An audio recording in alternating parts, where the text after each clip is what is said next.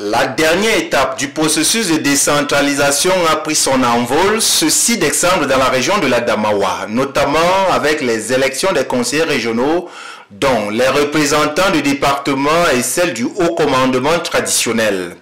Le lycée classique et moderne de Ngaoundéré a servi de site d'élection pour le département de la Vina qui a ouvert ses portes à 8 heures. Et là, Elections Cameroun a pris toutes les dispositions conformes aux instructions du gouvernement. Donc, au niveau de chaque site de vote, nous aurons des dispositifs de lavage de mains à l'eau et au savon. Ensuite, nous allons appliquer donc aux électeurs le gel hydroalcoolique pour la désinfection et bien sûr des mains. Il sera procédé donc à la prise de température des électeurs et de tout autre acteur.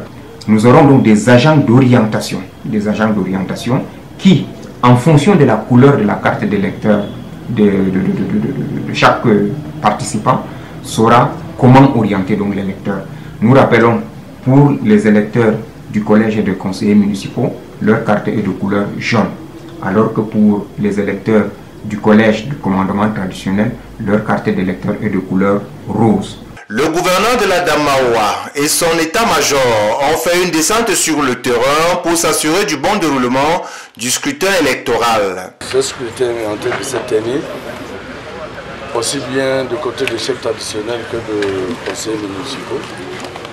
Les bureaux ont ouvert à 8 heures, selon la réglementation en vigueur, et les électeurs accomplissent leur devoir sans anicroche, sans difficulté.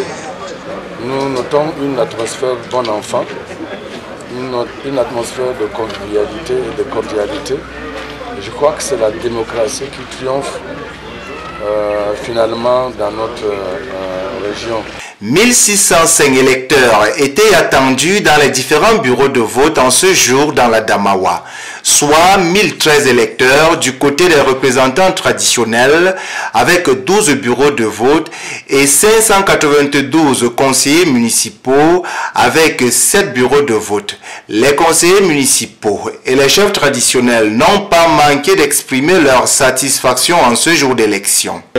Nous sommes fiers de ce que nous vivons. Nous rendons grâce à Dieu et nous remercions le chef de l'État pour son engagement pour le développement et la décentralisation du Cameroun. Et je pense que plus que jamais, le pouvoir est au niveau de la population pour ce qui est du développement local. Il y aura un changement dans la mesure où on a introduit les chefs traditionnels dans le processus de réflexion, de tout le processus pour que nous nous impliquons. Le RDPC, l'UNDP sont en compétition dans 4 circonscriptions électorales, dont le Direm, le Faro-Edeyo, le Mayo-Bagno et la Vina. Dans la circonscription électorale du Mbéré, 3 partis politiques sont en course, dont le RDPC, l'UNDP et le PCRN.